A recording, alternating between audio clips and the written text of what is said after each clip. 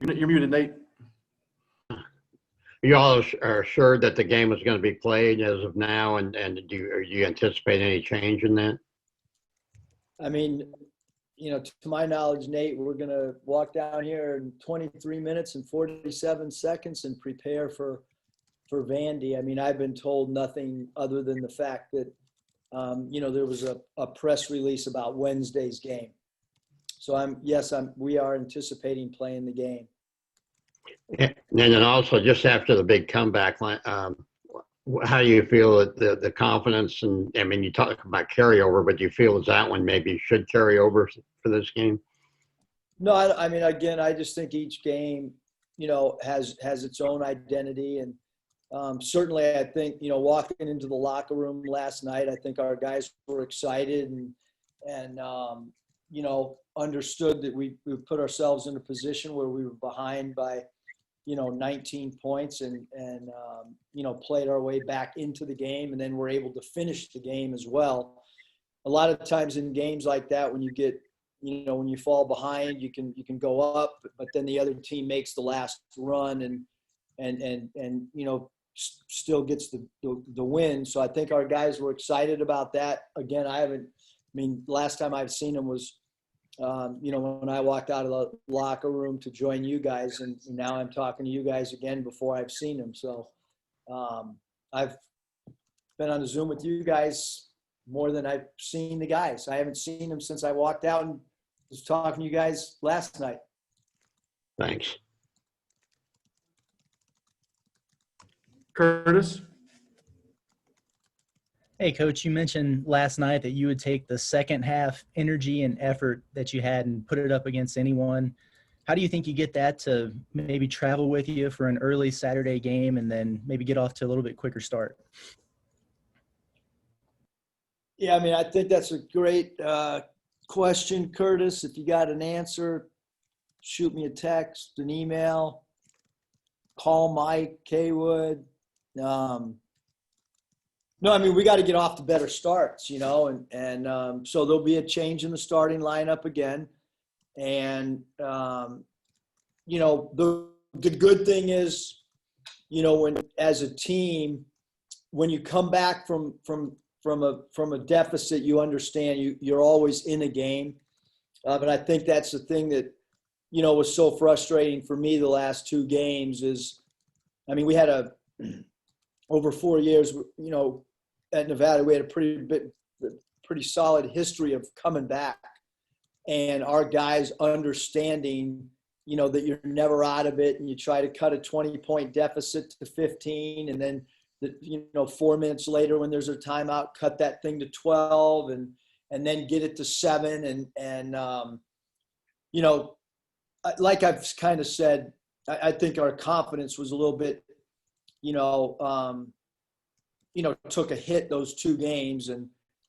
But I mean, I told you last night, you guys watching Alabama play against LSU. I'm sure LSU, I mean, that was, I was watching them like, dang, we played them actually probably better than what I saw at the start of the LSU game. I didn't know anybody could play any worse, but, I actually felt good about some of the things we did. Hutch? Yeah, Coach, I know Vanderbilt doesn't have the best record, but they have a guy in Scottie Pippen Jr. who's averaging over 20 points a game. What challenges does he present? Yeah, I mean, I think a little bit of what we saw last night with Cooper, just, a point guard that can score the ball. He's a high-volume free throw attempt player, so you got to be disciplined, try to keep him off the foul line. He can make three-point shots. He can also, take you off the bounce. He attacks the rim really good. He loves to pump fake. He is the pump fake artist. He loves to get you in the air, lean into you. It's important that we be disciplined with Pippen. It's important that we go vertical.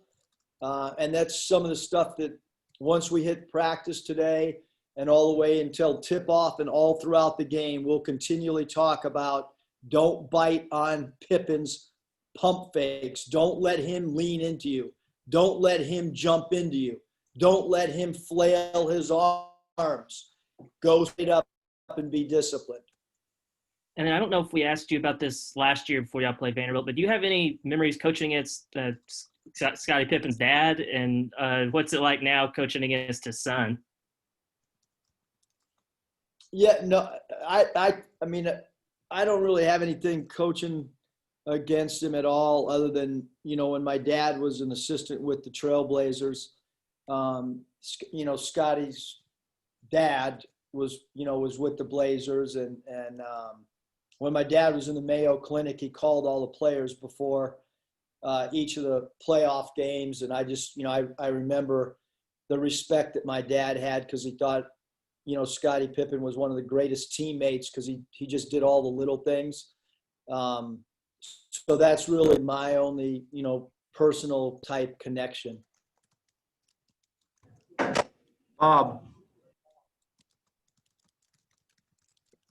Eric, you alluded to the big comebacks in Nevada. I mean, you came back big at New Mexico. I think at the time you said it was the greatest win you've ever been a part of. And then the next year you hit a big comeback against Cincinnati, and you said it's the happiest you've ever been in your life. I know last night what an NCAA tournament game, but it was a pretty big win based on what you guys were going through. Where does that win fit? And what's the key to, making big comebacks like that? Yeah, I think the key to the comebacks is really just, believing. It was even Texas, in an NCAA tournament. I think we were down 12 with like 7 minutes to go or something like that. I think it's can you just reach mini goals each time out? You can't look at a 19-point game last night. You can't look at that as a whole. You just got to say, all right, there's a 4-minute timeout coming, and how do we, set a tangible goal next time we meet that we're falling under this, umbrella of where we've got to be. And then I think it's important that you give your team something to.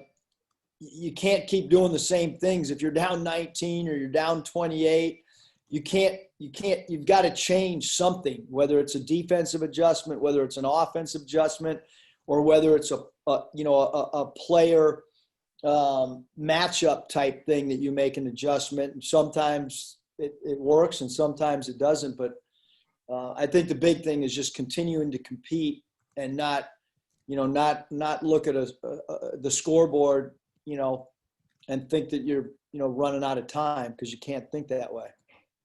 And then where does that game last night rank with maybe those big comebacks you had at Nevada?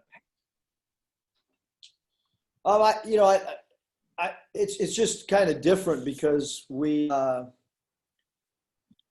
gone through the 2 games. It was different when we were down 28 or whatever at New Mexico. I mean, we were in the top 10 and undefeated at the time. So it was, that was the year before. Right. I don't know. I think it was just different last night, Bob. It was, we could not lose that game last night.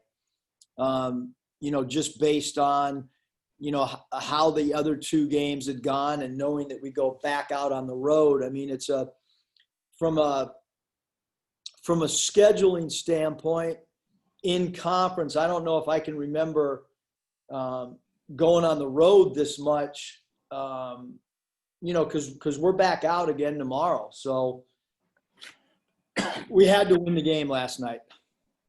Yeah, you must have pissed off somebody in the conference office or something for that schedule. And then you basically went with a 6-man rotation the second half. I mean, you played Note 29 minutes because Jalen had fouled out, I guess, and then Devo had a couple turnovers. And you talked last night about shortening the bench. Could you see just going with 6 guys if that's what it takes? And Yeah, I think Bob, we're probably looking at 7.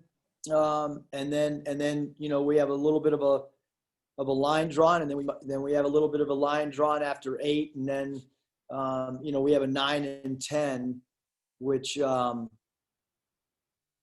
if things aren't going good, I think we've proven over the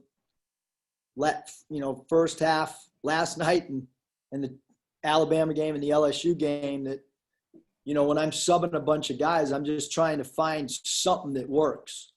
And sometimes there's not a lot of separation in our play. But I do think that, some of these guys, I'm going to let them play through mistakes a little bit more because they've earned it. And, again, if we get behind by a lot, any coach in any sport would try to make adjustments with personnel. But if they're playing pretty good in sync defensively and offensively and following the game plan, I am more inclined moving forward to have a smaller rotation. And then with Vandy, they're 0-4, but 2 of their losses have been by 3 points to Kentucky, and I think it was Mississippi State. Just what do you think of their team? And, last year they were winless and they beat LSU, who hadn't lost a game. So, how scary are these games? Because you figure they're going to beat somebody sometime, Yeah, no, they're competitive. They're in games. They're well coached. Number 1, Disu, and 2, Pippen. Both those guys are from a scoring standpoint, are as hard to defend. That combo. Harvey, a transfer from Notre Dame, is a really good player. Evans is a guy that can score the basketball. Number 10, Stute, can shoot the ball. He's a freshman player that can really shoot it. Thomas, number 12, off the bench, can really shoot. So they're a high-volume three-point attempt team. Pippen, like I mentioned, draws a lot of free throws attempted. We've got to guard the three-point line, and then we've got to come up with something to try to contain Pippen as well, as he's one of the scoring leaders in the league. Scottie?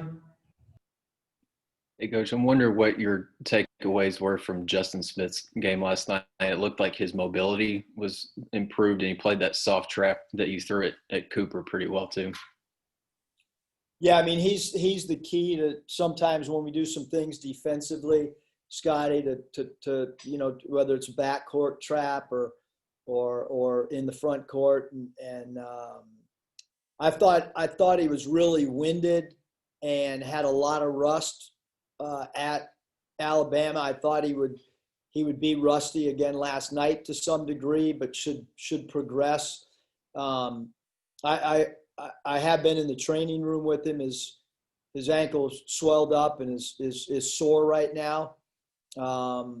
Maybe played a little bit more minutes after kind of limited minutes at Bama. So the trainer felt like, that was semi to be expected, but he will not do much of anything today, or tomorrow. Just when you add in the fact that the game is a noon game. And what did you see from him in terms of maybe, an on-court presence for some of the guys he was in the lineup with? Yeah, I thought, Scottie, that, offensive rebounding, he was really important for us. I thought that, the lob dunk that Tate threw to him was kind of a momentum type play for us. And it was the first game all year that I thought our crowd, I thought the crowd was awesome. We felt them in the building. We felt their energy, whether it was home or road. That was the first game that I felt like, hey, there's people here, and there was some pop in Bud Walton last night. And I thought that dunk by Justin kind of helped spearhead it. Still a little bit of rust offensively, but I certainly felt like his effort defensively and his effort on the offensive glass was something that we really needed. And whoever we put him on, for the most part, he kind of, we don't have to worry about double teaming or shading an extra defender, at him. He's pretty much, takes his assignment and does a really good job with his defensive assignment. Trey Biddy. Coach, just curious about Jerry Stackhouse. I think most questions have been asked, but you got any interesting interactions with him as a player when you were a coach or anything? No, really, Trey, Stack was anybody that was in the NBA when he played knows what a great competitor he is. I did coach Jerry's, his half brother, Tony Dawson. Tony played for me in Rapid City. still the greatest scorer that I've ever coached that didn't put on an NBA uniform was Tony Dawson, who played at Florida State, and like I mentioned, is Jerry's brother, and so that's, other than the fact just playing against him, he wasn't fun to play against because of how tough he was and what a great competitor he was, and obviously he could really score the ball, and then having coached Tony, but that's really the only thing that I have with Stack. Trey Schapp. Coach, did you learn anything new about your team last night that you didn't know about before? I maybe I learned some guys that might not play as much, Trey. That I like to be honest. So yeah, I think maybe I learned. We're still searching for some things too. I thought offensively, our backdoor cuts were as good as we've had all year. I thought the ball moving in the second half from first side to second side to third side was the best that we've had. I thought our dribble penetration, attacking the rim was good, was really good. So yeah, we learned some stuff, Trey. I think it's our job to try to learn something, every day. Especially when, you got to learn something in practice today, but I certainly think in a game there's, we're going to go down, show them some video clips of last night that we did well, some things that are areas of improvement. But yeah, I think those things in particular, Trey, we kind of felt like, we're better in these areas and we can get even better in our open offense instead of just running half court sets, but giving them a little bit more freedom. I think we've struggled in that of late in our open offense where they're playing out of the flow. I thought we stunk at it in Alabama and we reeked of it in Baton Rouge, and I thought we got a lot better at playing without having to call half-court set plays. 2 final questions. Nate, take the first one. Yeah, Eric, as far as Sills, do you like him still coming off the bench? And also Jalen Williams, is he really progressing, maybe even ahead of schedule? Yeah, Jalen's been awesome. I would say yes. Jalen's been phenomenal. He played an entire 20 minutes, which just does not happen in a second half of a really, really close game for a freshman big. For any big, whether it's a senior or even to play 20 straight minutes in a game that comes down to the wire, I did not want to take him off the floor last night. Desi's come off the bench, done a great job. He started, done a great job. So, what we end up doing with that spot, I think Desi's mature enough to kind of handle whatever role we throw at him. Again, I'm going to go down and talk to some guys individually and then talk to the team and try to come up with the starting lineup kind of as a group collectively once we have a conversation. Thank you. Bob, final question. Okay. I had a two-parter, if that's okay. But, Eric, you played Vandy last year in Nashville. Obviously, you played him at the pro arena there, the hockey arena. But that seems like about 10 years ago to me. How long ago does that game seem to you? About 10 years ago. Okay. You want to elaborate?